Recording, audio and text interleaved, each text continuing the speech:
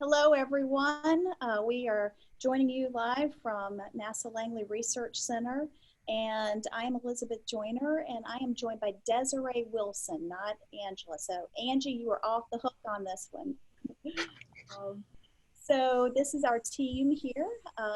We say it's a lean and mean team. Desiree is in the bottom right. That's me in the top middle, and our colleague Angie is also joining us, albeit in the audience today. So a little bit about me. I've taught for about 10 years in both public and private in a variety of different grade level bands.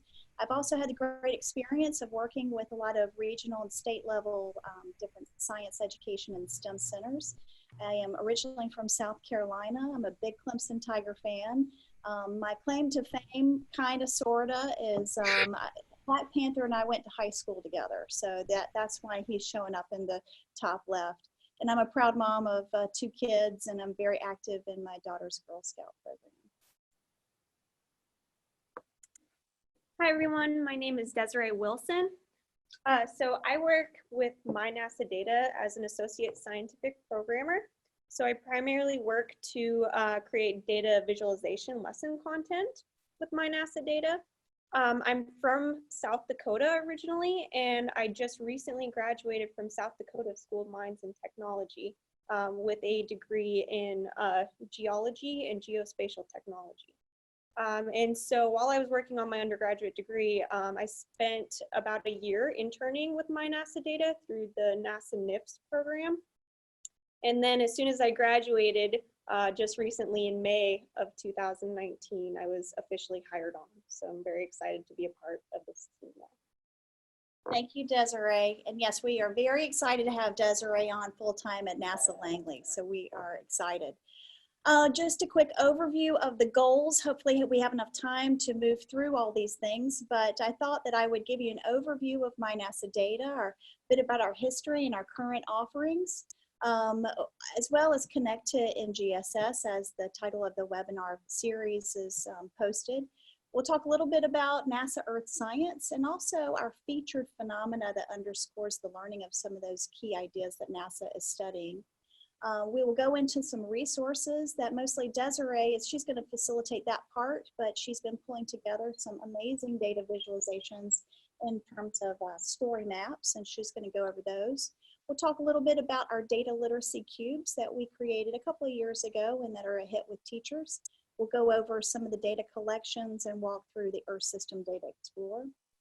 We'll talk very briefly about subject matter expert connections with NASA STEM professionals, a tiny bit about opportunities to work as an intern at NASA, should funding be something that we have available, and then have time for reflections, thoughts, and share outs. And we do have a Google form at the very end to, for anyone who maybe is coming on late or you want more information, we can connect with you at a different time. All right, so Andrew is going to put up a poll here. And so I wanted to get a sense from you about how you feel about using earth science data with your students. And so I am not a cat person, believe it or not, but I love the expressions of these cats. And so I thought that I wanted to get a sense from you. Where are you in this continuum? Are you this happy kitty? This is so my jam. I love using real data with students. Are you in that growth mindset? I think I can, I think I can. Or are you more of, oh, I'm not thrilled about it, but I'll do it anyway? Or are you kind of like me, my first year of teaching down here on the bottom left, running on dry shampoo and caffeine, not another training? Or are you one of these that, hey, you know, technology, data analysis, math are not my areas of certification, but I'm here anyway. So if you'll take some time to fill out these polls, and we're going to have about 10 seconds. And I know this is going to move fairly quickly, but Carla instructed me on making this interactive. So we have quite a few interactives, and thank you, Andrew, for your help. So it looks like we are sitting between this is so my jam and I think I can, I think I can. So very good. And let me share those results with you. All right, so My NASA Data. So My NASA Data, we started back in 2004.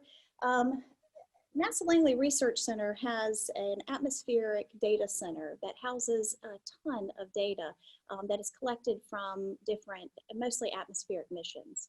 And so back in 2004, My NASA Data served as a tool to help bridge those data from our data center to help get into the hands of data users, and ideally teachers and students, but also back in those days that included citizen scientists. And kind of the catchphrase back then was, no matter who you are, K to Gray, we had something for you.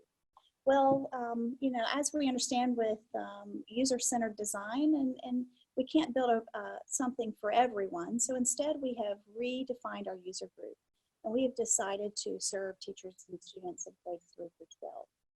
And we are focusing on not just the atmosphere, we're really hoping to offer NASA collections of resources that are centered around the Earth as a system. We redesigned our website about a year ago, and so that's been something we've worked on. But we've also restructured and reformatted and rewritten lesson plans. We now offer mini lessons, which can be used as an exit slip or a little chunk to insert NASA data into your lesson plan with some guided questions, or different strategies that you as the teacher, as the expert in the classroom, can use and choose. We also feature a data visualization tool, as I mentioned earlier, and other NASA digital assets that we have available. And we center those collections around the phenomena that you teach. And ideally, when we say you teach, these are really structured around NGSS phenomena. Also wanted to mention is that back in the old days, our data visualization tool used to be called the LAS, or the Live Access Server. This data visualization tool was originally created from NOAA as a way to visualize buoy data. We still use the Live Access Server, but we're no longer calling it the LAS, because we realized with the term live access, it gave the user the impression that these data should be live. And these data are not live. These data are level 3 data that have been reviewed and validated by our scientists and our data scientists. And so these are archive data. They're not live. Now we call this the Earth System Data Explorer. So the My NASA Data now, it offers, as I mentioned earlier, instructional resources that support grades 3-12. We have lessons and activities, these story maps, the data cubes, resources to help the learner learn these phenomena using data. We also have the data access and data visualization, and our data visualization tool helps you and the students make maps and graphs, animations, download data for use in Excel or Google Sheets. We have tutorials and virtual trainings. We also offer STEM career connections that offer highlights into the different kinds of NASA careers that students might be interested in. And we also highlight the scientists, the technologists, the engineers, and the mathematicians. And NASA does a great job in telling the story of scientists and engineers, but we realize that we're really missing an opportunity to also feature the jobs and the profiles of our technologists, our mathematicians, our modelers, our data visualizers like Desiray, and so there you can find those as well. We also do a much better job now of linking to GLOBE, and so some of you may be GLOBE teachers. So what we do within our Earth System phenomena, we link to the GLOBE protocols and learning activities, as well as the elementary GLOBE books that are connected within our phenomena-driven approach. And then we also offer professional development, kind of like this, our virtual or face-to-face, go to conferences, we host workshops. And so if you have a need, whether it be in your classroom or in your school division or your school, let us know if there's a way that you would like to work with My NASA Data. We would love to connect with you. So here is our website that has been redesigned. Again, it was launched last October, so we have quite a celebration to make. And as you will notice, there is the sphere-based approach. We have the atmosphere, biosphere, cryosphere, geosphere, which includes the lithosphere as well as the pedosphere or the soils. Hydrosphere, we also look at Earth as a system. and we include some data visualization resources and then teacher resources. Then also on this website, we have the About Us, which you can learn a little bit about how to connect with us, as well as who sits on our board of our advisory board and our product review teams and things like that. Elizabeth, you're getting a little bit soft. Okay, thank you. Is this better? Yes. Okay, thanks. I believe that Andrew just pushed out maybe the URL. Seems like, yes, perfect. So please bookmark that. And also wanted to mention to you that these URLs that Andrew makes available in the Zoom group chat will also be available in the show notes or the webinar notes available online. So you don't necessarily need to write these down or copy and paste these. They will be available later.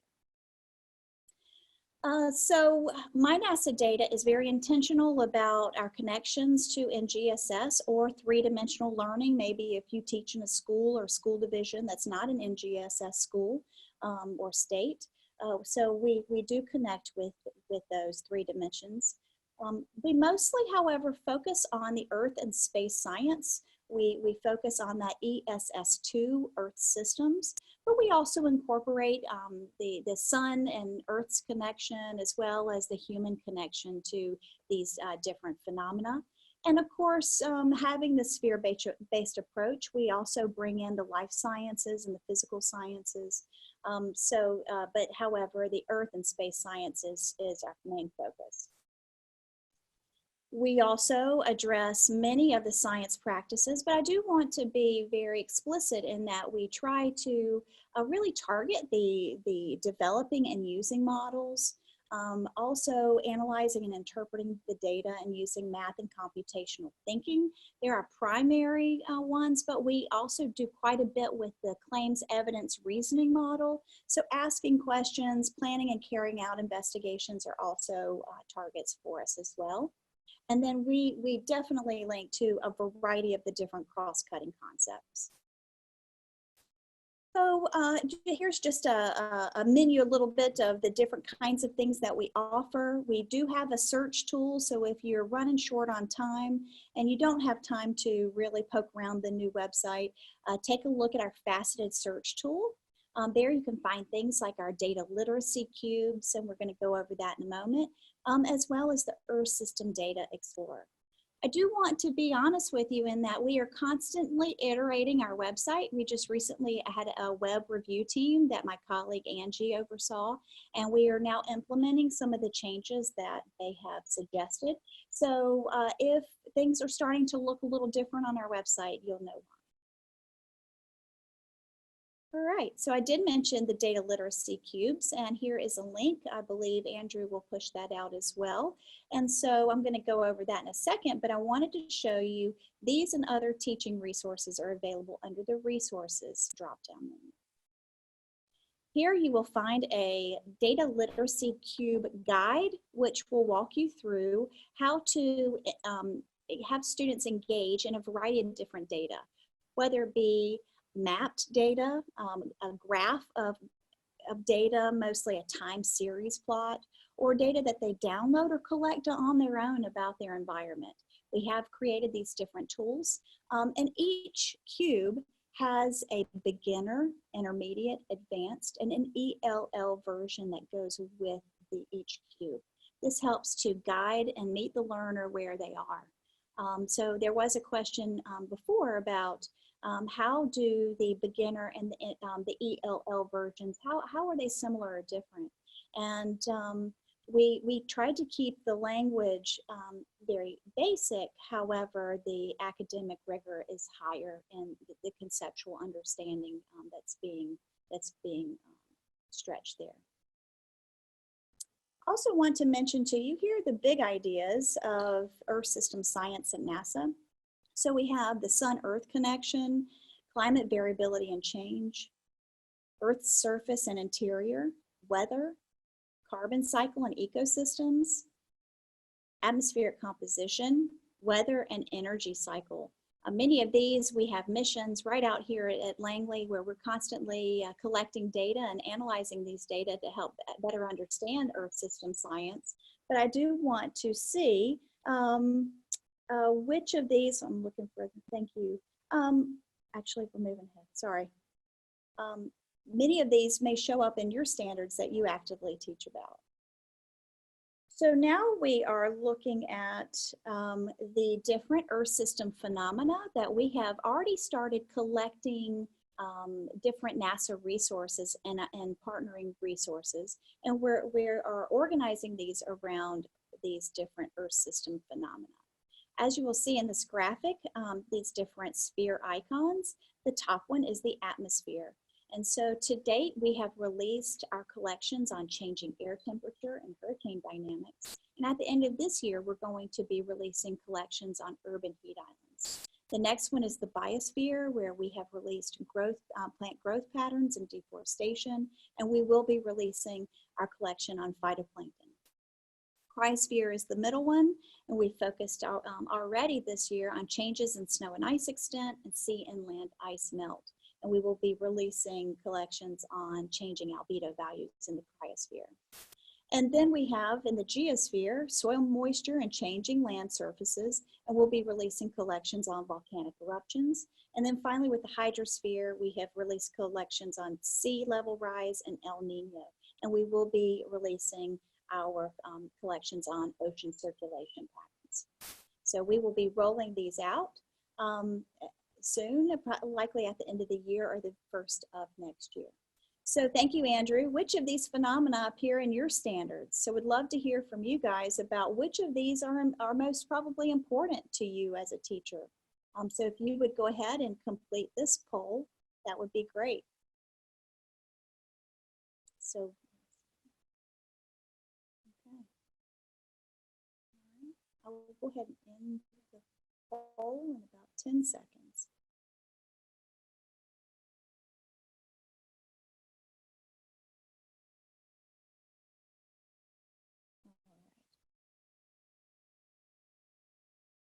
Okay. So certainly changing air temperatures is air temperatures is a big one. Thanks, Desiree. With 91%, and this was a snapshot of only 10 out of the 23, I believe, that are online today.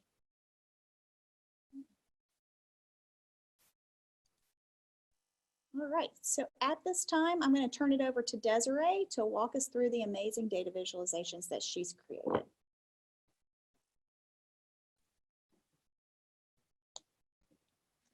Great. Hi, everyone. I'm going to talk to you a little bit about story maps. They're kind of a new type of lesson content we're creating right now. But first, I just wanted to poll the audience real quick and ask, what is your experience using story maps in your instruction? Have you heard of them before? Have you not heard of them? Have you used them a little bit? So I'll give you a few seconds to answer that question.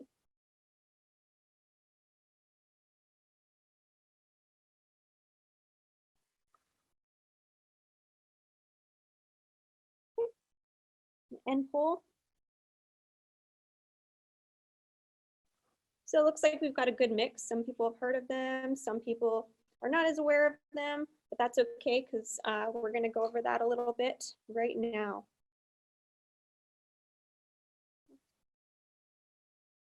So what is a story map? Well, a story map it's a really immersive way of sharing knowledge and information. And what my NASA data has done is we've taken it past the storytelling and have actually created a lesson plan out of these. And what they do is they bring together this narrative text with interactive multimedia content. So this includes maps and data. It includes videos, images, and analysis tools for the data. And so what I've got labeled here, this is just a screenshot of one of our story map examples. As you can see at number 1, we've got the background information about the image. We show legends and instructions for the students. Down at number 2, we've got a sample question that the students would answer. And how they would do this is they'd follow along with their student sheet. That would be a printed handout. They'd be navigating through this story map on their own and answering the questions as they go through the different tabs. Number 3 here, you're looking at the actual map. And these are interactive. You can zoom in and out. You can click on different features of the data and learn additional information.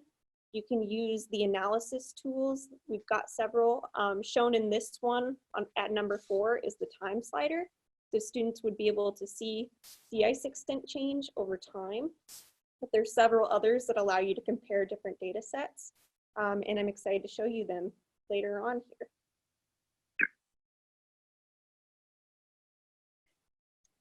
Real quick, I just wanted to go over some of our feature story maps. We have published 3 so far. They are hurricanes as heat engines, creation of urban heat islands, and sea ice extent and the Earth system. And coming soon, we're going to be releasing 3 more. Those will be volcanic eruptions, phytoplankton, and ocean circulation. Now, I wanted to take a quick moment to talk about our lesson model. So our lessons are broken up into 5 core sections that guide students towards data literacy skill development. So in the Engage tab, this really just, it activates student prior knowledge. It sparks interest. It introduces the phenomena and the driving question to the students. In the Explore tab, this is where they get to view the bulk of the data and then make sense of that data through activities. In the Explain tab, this is where they form their explanations. This uses a lot of different multimedia content like videos and diagrams that go over the phenomena. And in the Elaborate tab, they deepen their understanding by applying what they've learned in a new context. So it's a new scenario to apply the data to. And then in the Evaluate tab, we provide an entirely new scenario or problem that they use data to solve. So this could be design an experiment or predict what will happen. So now I'd like to demo one of our story maps. So Andrew's going to put this link in the chat, but I'm going to go ahead and give you a quick rundown of one of our story maps. So that link is going to take us to the actual page on the My NASA Data website. So here you can find all the relevant information for a teacher to know about this lesson plan. It's got the purpose, the objectives, it talks about the materials you'll need, the time required, and also the next generation science standards that are applied. And then when you scroll to the bottom, you'll find the link to the actual story map. And I'm going to take you there now.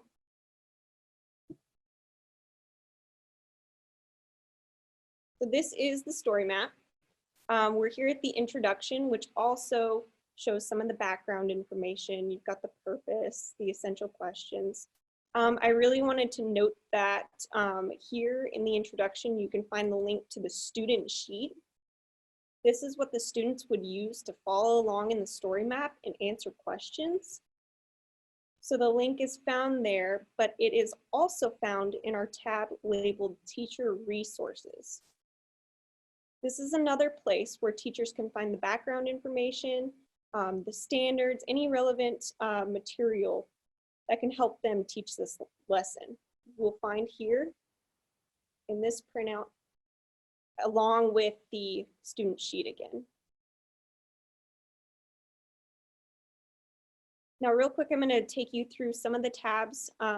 As mentioned earlier, the Engage tab, it activates prior knowledge. So we've got an example here where students may think about how their feet feel on different surfaces on a hot summer day. And they can use that knowledge to begin to think about the urban heat island effect. When we go into Explore, this is where students actually get to experience a lot of the NASA data through activities. So here what we're looking at is provisional surface temperature. And they can use this little data analysis tool called a spyglass to see what the actual city looks like underneath. And so they can draw the conclusion that cities with more concrete and asphalt are typically warmer than the surrounding vegetation. And so we've got several examples where students can analyze different NASA data, and it's not always in the form of maps. We also try to use data tables, line graphs, and many different other types of data. Again, in the explain, this is where most of the concepts are explained so that students can form, they can understand the flow of energy and matter in a lot of these phenomena. So you'll see a lot of diagrams, NASA videos. In the elaborate tab, they deepen their understanding through new concepts. So with the creation of urban heat islands, instead of exploring what urban heat islands are, now they're looking at how they've been developed over time through land use change. And in the evaluate tab, this is where they get to solve a problem. So I believe in this story map, our problem was for the students to solve. It was, find areas where you would want to watch a race. So if you were in the audience watching this Peachtree Road race in Atlanta, Georgia, which area would you want to be in to prevent yourself from being too hot? And so they solved that problem, and then they designed an experiment to alleviate the urban heat island effect in Atlanta. Additionally, we have just NASA connection information and GLOBE resources that are not a part of the lesson, but we try to link to GLOBE when we can, as there's a lot of different field campaigns that are relevant to our featured phenomena of these story maps. So that's just a quick overview of a story map.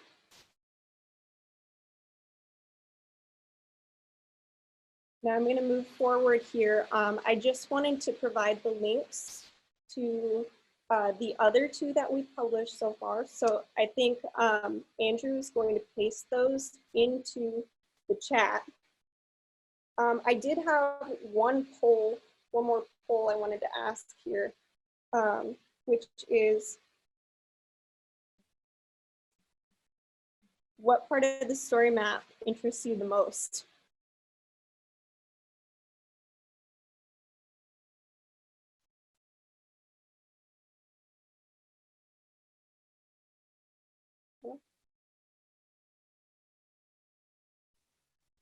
Andrew?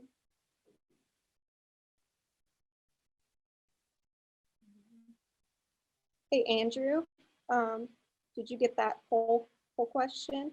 What part of the story map interests you the most? Yep, people can put their responses into the chat box. Okay. Oh. All right.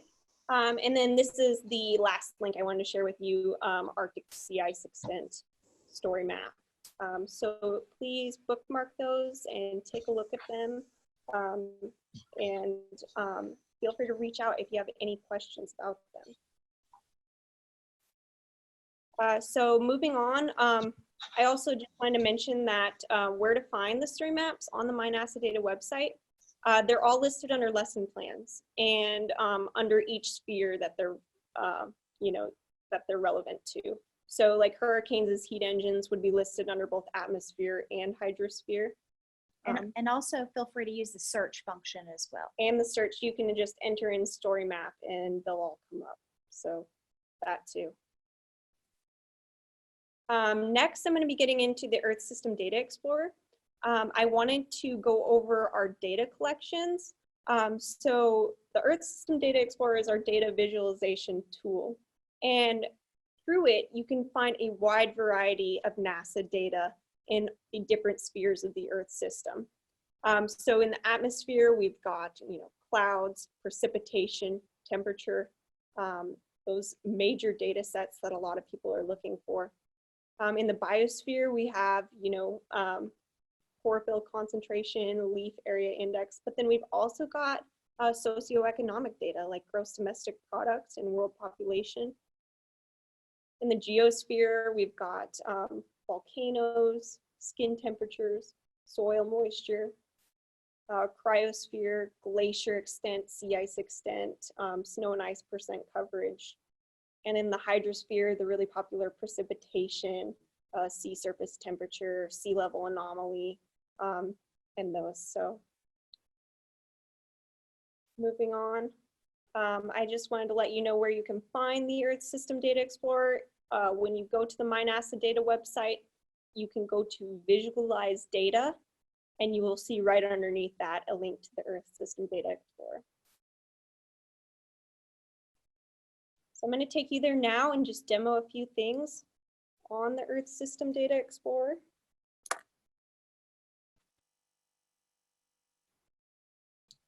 So here, Visualize Data, Earth System Data Explorer. It's going to prompt you to choose a data set, so you select OK. So I'm going to show you how to select data. It's located right here in the top left-hand corner, data set, and you'll see that it's broken down by sphere, just like in that data collection slide. So I'm going to take a look here at hydrosphere, and I'm looking for sea surface temperature. So I'm going to go into sea surface properties and daily sea surface temperature. Now, one thing I want you to take note of is that we have this really nice annotations window here. It's going to tell you the mission, the NASA mission that this data came from, give you a description of exactly what this data set is showing, and then tell you the units of the data set. So it's really handy, and if you don't want it there, you can exit out of it. And if you need it again, you can click on it in the annotations box there. Real quick, I'm going to show you how to select a geographic area. So this is the global map, but say I want to zoom in to the Atlantic Ocean here. So what I can do is in this map plane, I can click on the draw region and draw my region on the mini map and then update plot. And there we go, now I've zoomed in. Additionally, you can change the date and time. Right now we're at the first data set in the collection, which is back in 1995. So say we want to look at the most recent month available, which is October of 2019. And then we update plot. Now, one thing you might want to do is save this image. So to do that, you can click the print button. It's going to open up a new window, but then from there you can save your image.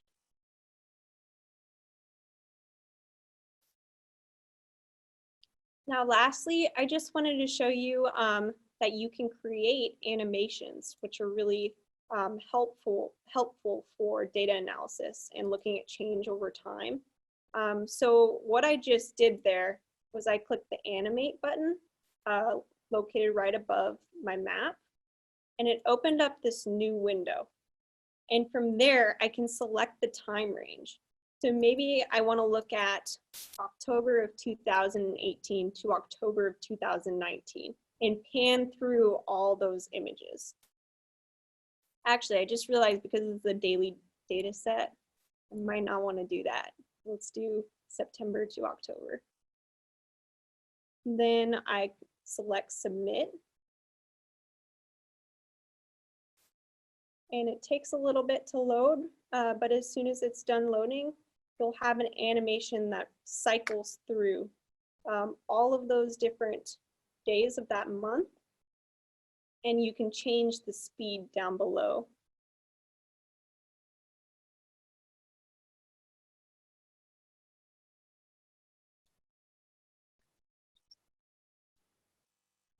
So I'm going to give it just a second to load, see if it will.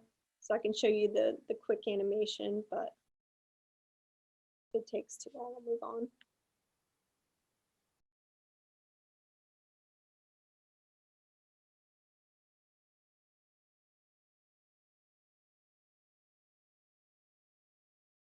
While it's loading, it is worth noting that you as the teacher or the end user can also change the color palette of this. So for example, if you have students who will maybe have color or who are colorblind, there are different color palettes that you can use to create your maps and create your animations. So you do have some end user options to be able to customize your product. Mhm.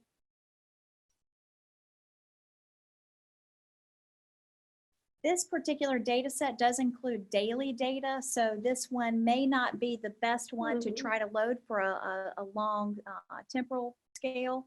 But our other data sets are generally mostly monthly averages, which load much quicker. But this is in fact one of our most popular data sets. I think because of the daily visibility, there's a lot that we can do with that. Yeah, I apologize, folks. There we Looks go. like I selected over 50 frames, but once it loads, I mean, that is pretty neat to see the change, and you can increase the speed or decrease the speed and select play. So it's wonderful for looking at change over time. So I'm going to go back to the presentation now here. We're going to move on.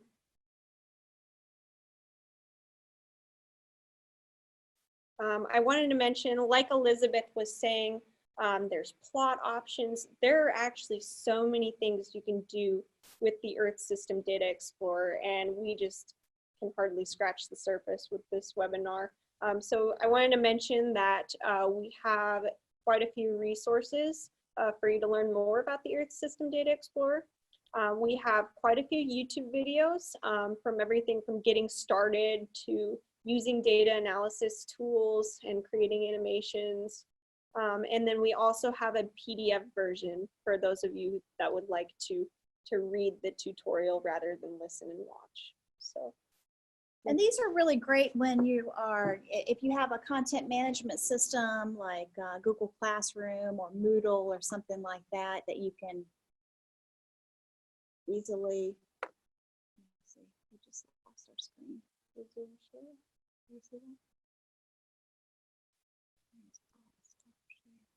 try this again. Sorry, guys. I don't know what happened. All right. Sorry, little hiccup there. So if you do have a content management system where you are doing, where you want to preface and put some resources out there for students to do at, at their leisure or in advance of your instruction, those are available. Also wanted to mention, as I spoke earlier, I'm sorry, Desiree, that we do have the ability to connect you with NASA STEM professionals or subject matter experts. So whether you may want to have them come and present, if you're proximal to a NASA center, actually in your classroom, or maybe a virtual connection, those do seem to be easier to manage. Also, if your students have questions about their research or their careers, that could be submitted via email, etc. That's totally an option as well. And then there's mentoring opportunities. So like, for example, if you're a Globe teacher who is engaging your students in collecting their data, and you want to see if you have, if there's an SME that can help you in trying to understand these data. This is a great opportunity. My colleague Angie is here. I've listed her email address, and feel free to reach out directly to her, or if you want to reach out to Desiree or myself, we can certainly put you in contact with Angie. I did want to mention to you that there are other opportunities as well as funding is available. So come spend a summer with us. Desiree started, did you start in the summer or a? I actually did a fall internship. fall? 16 weeks. Oh, 16 weeks. As funding is available, we've had, as you can see in the top left picture, we had several different interns that came my first year. Those are paid internships. That was a summer session that's 10 weeks. If you're interested, I believe that Andrew just put in the NIFS URL into the chat.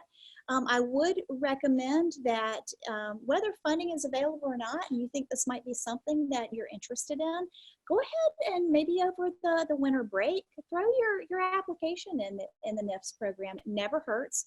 I know that you can be picked up at a variety of different centers. In fact, we had a colleague who came on board after she did an internship at Kennedy, and then she came and worked with us. And now she's up in New York working at the center up there. So it opens up a lot of doors. It's a lot of fun, and there's a whole support system as well to support individuals who are part of the NIFS program to help you find housing and all those things, which is a really great program. And let's see here. So then finally, I believe this is the end.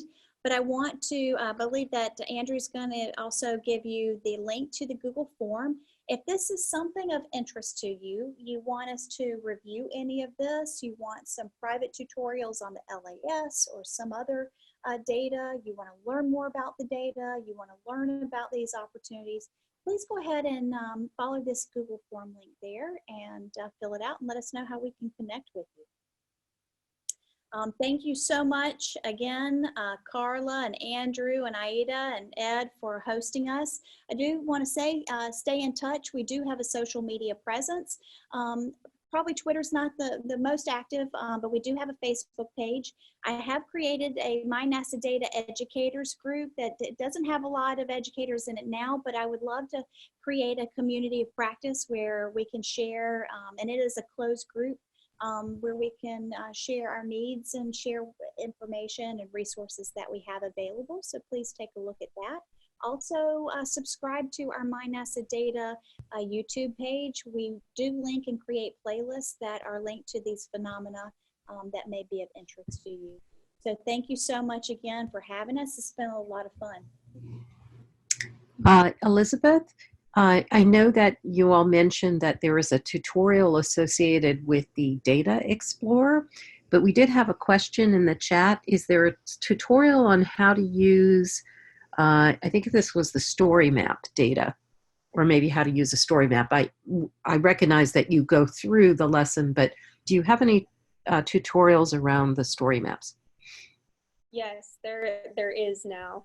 So on our My NASA Data YouTube channel, there is a YouTube video that goes over I believe, the creation of urban heat islands story map. It might be the hurricanes, but yes, that's shown on our YouTube channel, and we can paste the link here in this chat. Also, I see a question.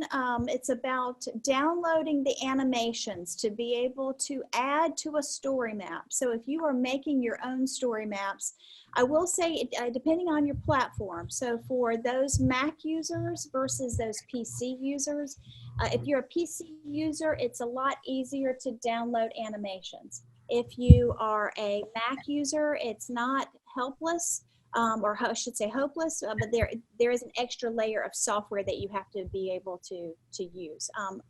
In fact, in the PDF tutorial, we have it listed there how you go about doing that. So that's definitely an option.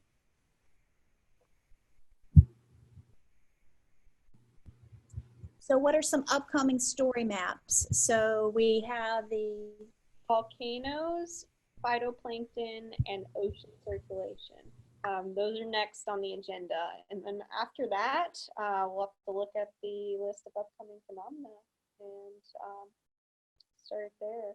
So I Yeah. don't know off the top of my head what the next ones are, but Yes, it's these story maps take a while to craft. You know, depends on the data that's available.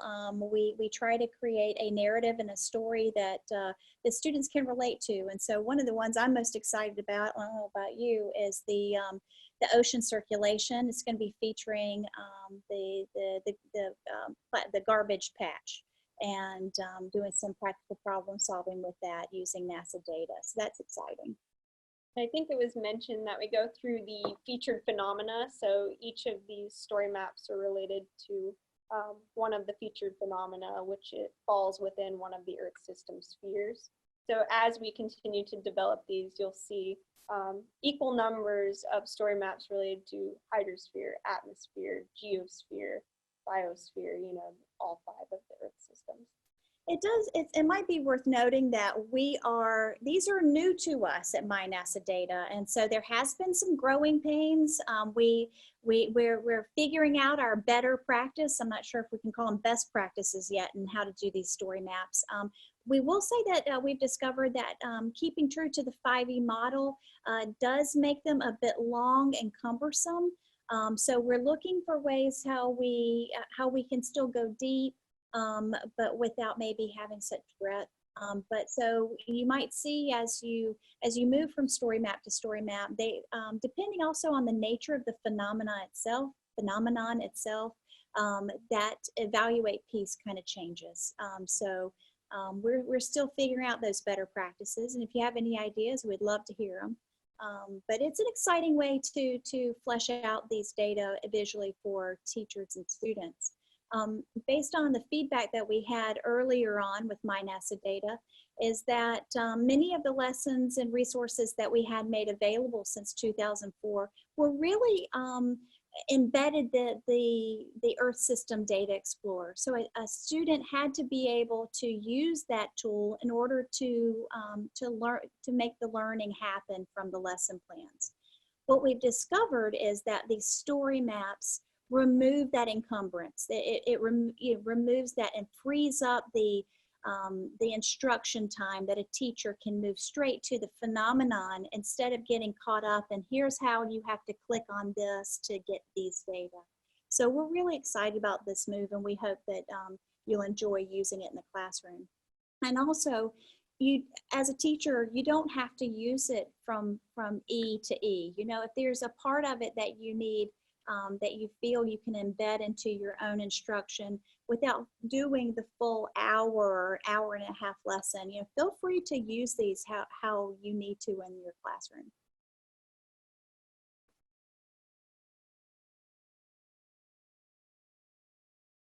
Any other questions, Carla? Not that I noticed. Thank you very much. These are just outstanding lessons. Carla, there is a question by Julie, and she says here that she used to use the Earth System Data Explorer with pre-service teachers in El Nino, and she was looking at the sea surface temperature. So, Julie, we have daily sea surface temperature. We do not have monthly sea surface temperature. And feel free to email me directly. I do want to give a shout out. We have a scientist on our team, Dr. Brad Heggie, who works with us. He is fabulous. And if you have questions about these data sets, what's the big story that, you know, what are the teachable moments looking at these data? Let us know, and we'll connect with your classroom or connect with you and kind of walk you through these data so you can make sense of them too.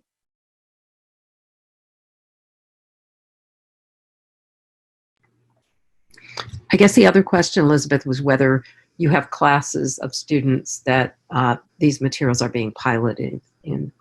That's a great question. Thank you, Carla and Julie. We have a product review team of less than 10 teachers from elementary, middle, and high school that are piloting this and giving us feedback. However, Julie would love to, if you want to pilot this with your pre-service teachers or your in-service teachers, we, of course, would love to get your feedback. This is an iterative process. We don't want these lessons to get outdated or stale, and we certainly want to know if they're in alignment of what's being considered best practices in contemporary classrooms.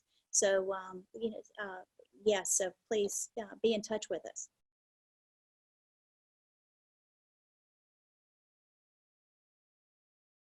Awesome, great. This is Andrew. I'm going to jump in with a question because I'm curious about on the Earth System Data Explorer, there's a little tab at the end for export to desktop application. Is that, so there's a list of certain things. Is that code for generating the map and then extracting the data from wherever the data is actually coming from the database? I believe that one is to be able to export within Excel or in a variety of different kinds of formats. And again, the Earth System Data Explorer, it's a tool that was designed with scientists in mind. Yeah. And what we tried to do over the course of the last couple of years is scale it and redesign it, retrofit it, I guess is a better term, how we can make that more aligned with what our teachers and students need. We have a variety of different ideas moving forward if we're given the opportunity to prototype another data visualization tool. But again, we can connect with you or connect with your teachers to help explain these. Thanks.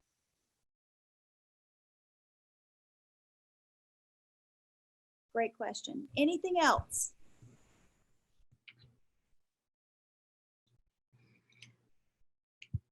Andrew, could you move to the next slide? Because we do want people to have an opportunity to fill out the survey. It really helps us if you complete this webinar survey. It should only take you a few minutes, but it's very useful for us as we plan future webinars and can provide feedback to our presenters.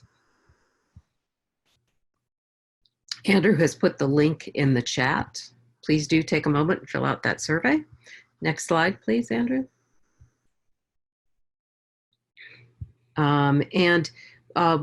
We want to mention that if you miss any of these webinars, and we said this at the beginning, they are recorded over the last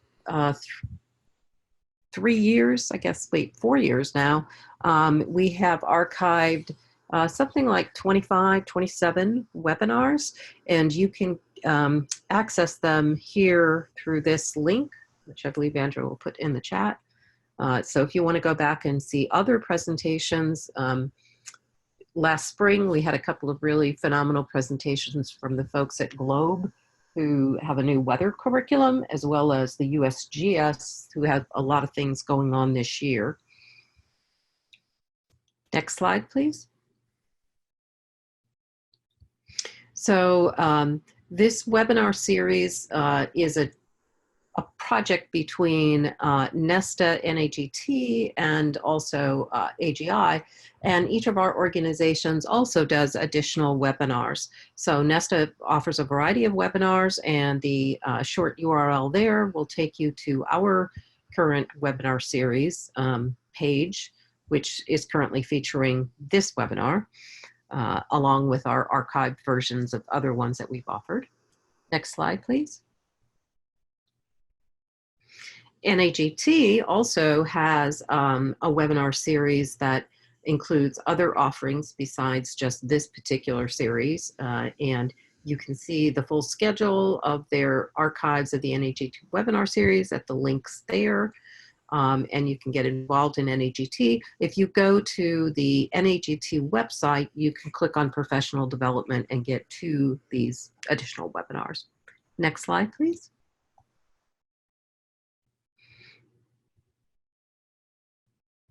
The upcoming NAGT webinars that are upcoming are engaging undergraduates with data behind melting ice and changing sea levels.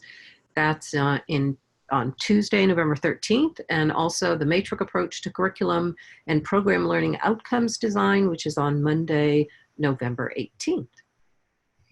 Next slide. And we'd just like to thank you for participating. Here's the emails for your organizers for this webinar series. Feel free to email us if you have questions or suggestions for additional webinars you might like to see. And we thank you very, very much for participating. Please do fill out that survey. Thank you. Thank you.